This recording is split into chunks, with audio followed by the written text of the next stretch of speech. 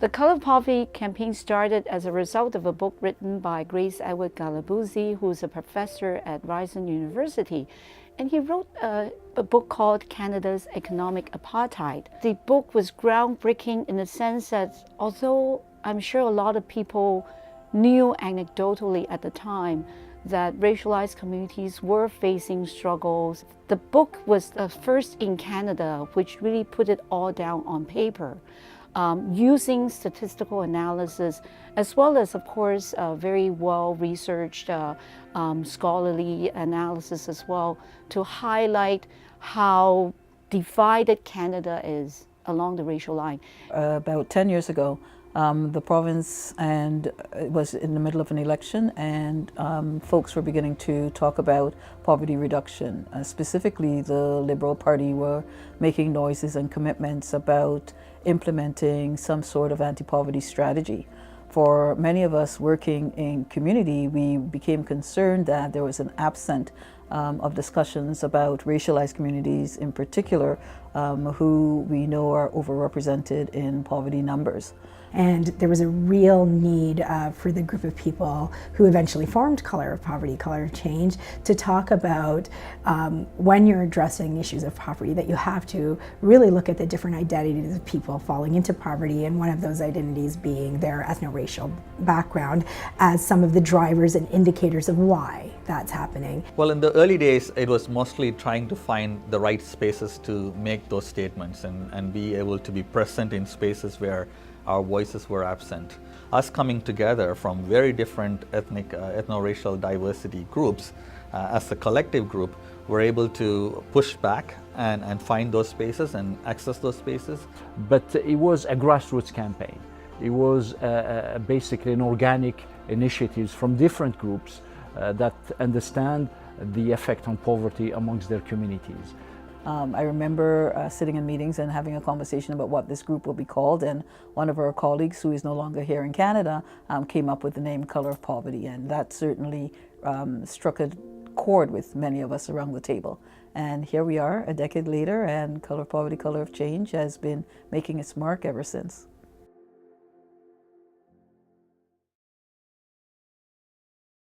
Je pense qu'un des défis qu'on a eu, et peut-être une des choses pour laquelle on peut se permettre de se féliciter comme couleur de pauvreté, c'est la collection de ce qu'on appelle les datas désagrégées. Parce que jusqu'à pour l'instant, la majorité des gouvernements, la majorité des ministères refusaient de faire la collection de ces datas désagrégées. Et sans avoir donc ces datas qui identifient particulièrement certains groupes de par leur groupe ethnique, leurs origines ou leur race, on ne peut pas se permettre de développer des politiques intelligentes pour adresser la question de la pauvreté. Color of Poverty is probably one of the first organizations that put together information, we call them fact sheets, on the indicators of the impact of being racialized in different areas, so on poverty, on health, on education, and on justice. And the reality is those fact sheets have been relied on not only by our campaign, but by people across the country, politicians, activists, to really start understanding the issues. It started, I think really as a labor of love for the people who worked at Color of Poverty, but the reality is it's created a really fundamental base of information that continues to get updated and created a way of thinking, right, around how do these things all connect? And we talk about that word intersection now really easily, like people have started to have a better understanding of it, but those fact sheets were about intersection at a time when those discussions weren't happening in Canada. And now we see that, we see governments talking about it, we see schools talking about it, we see police talking about it. I really do think Color of Poverty played a critical role in raising that conversation and continuing to push for the collection of disaggregated data in many different sectors that impact people's lives. I think the Color of Poverty has played a huge role in getting good information out. I know from a personal standpoint, when I needed good data and information, I would call some of my contacts at the Color of Poverty to get that information. In regards to the Anti-Racism Directorate, we're fortunate enough as a government to have great people on our advisory committee. I think to get to the place where we are today, where people associate good data and policy decision with a long racial lines. We've gone so far, so it's great to have advocates like the Color of Poverty. So these fact sheets became a learning tool, a tool that we were using to educate people, not just the mainstream institutions and the government, but also to engage our own diverse populations in the conversation about race and poverty. And today we are much better off in terms of having the tools to talk about these issues, having the recognition that poverty is not a result of immigration, which often is cited as the thing, because racialization is the more important factor that needs to be mentioned and discussed and addressed. Je pense que l'initiative de la couleur de la pauvreté, dans les prochaines années, dans les prochains mois, va éventuellement essayer de répondre encore à certains défis. Celui de l'équité d'emploi, par exemple, qui demeure un problème important. Je crois qu'une loi sur l'équité d'emploi est nécessaire, surtout à l'échelle des gouvernements, des agences gouvernementales, pour essayer de remédier à cette discrimination qui existe sur le marché du travail. Il y a beaucoup d'individus qui ne sont pas malheureusement acceptés dans le milieu du travail parce qu'ils n'ont pas les connexions nécessaires ou parce qu'ils sont vus comme autres. Personnes qui portent le hijab, par exemple. While there is an opening to collect disaggregated data in such areas as education, criminal justice, child welfare, they haven't really moved beyond that. Particularly, they haven't moved into collecting data in the labor market. And we need that data because we know that inequality in the labor market is the root cause for many other things, right? Without access to good jobs, we cannot earn good money, right? The discrimination in the labor market therefore leads to income inequality, which in turn lead to poverty being racialized.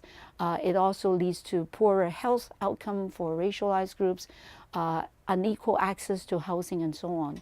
For me, that's one of the real blessings of being part of the campaign. The work is really symbiotic with what we see in terms of our grassroots work with clients.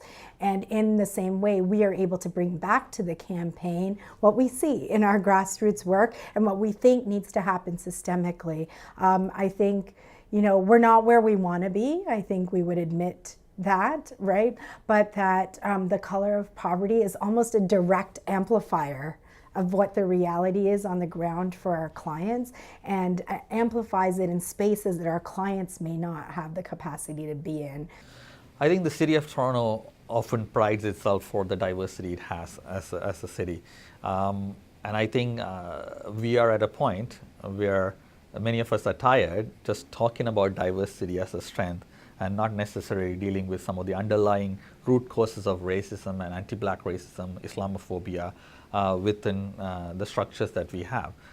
So I think we have to move away now from just talking about celebrating diversity to kind of looking at an anti-oppressive, anti-racist framework for the government that we have. That needs to happen in collaboration with city councillors like me who advocate for that, as well as organizations and coalitions like the Color of Poverty, Color of Change working together. I think one of our biggest issues is funding and sustainable funding for the work that we want to do. We need the resources to be able to do it, but I'm hopeful. I think that we have great credibility as a coalition, and more and more folks join, as we gain traction in more and more parts of Ontario and hopefully across the country, that we will begin to see some of our initiatives being adopted and pushed through.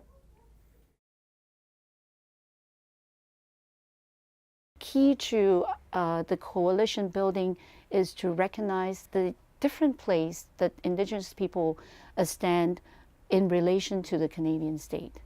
And we need to acknowledge the legacy of colonization on the Indigenous people. I think the most involved I was with the Color of Poverty was when a gathering was put on where we brought members from different communities together to talk about the importance of reconciliation and how important it was that we work together in a collaborative way to further reconciliation in Canada for all Canadians. And so it was a two-day event, and the commissioners from the Truth and Reconciliation Commission attended, as well as a number of staff and some of our survivors from Indian Residential School. And it was an opportunity for different communities to speak about reconciliation, about their role in reconciliation, and to really acknowledge shared oppression and shared experiences with racism. What was really exciting about the event was that everyone came forward and jointly committed to reconciliation and issued a statement of reconciliation. And I think Colour of Poverty and Colour of Change have lived up to their commitments that they've made and continues to live up to those commitments. And having shared oppression and having shared experiences with racism in Canada actually brings communities together, and bringing people together, learning about each other, removes those barriers that we have. So Justice Sinclair always said that reconciliation is about changing the way we speak to each other and changing the way that we talk about each other. And so I think organizations like Colour of Poverty bring different communities together to learn about each other and to support each other in the work that needs to be done in Canada.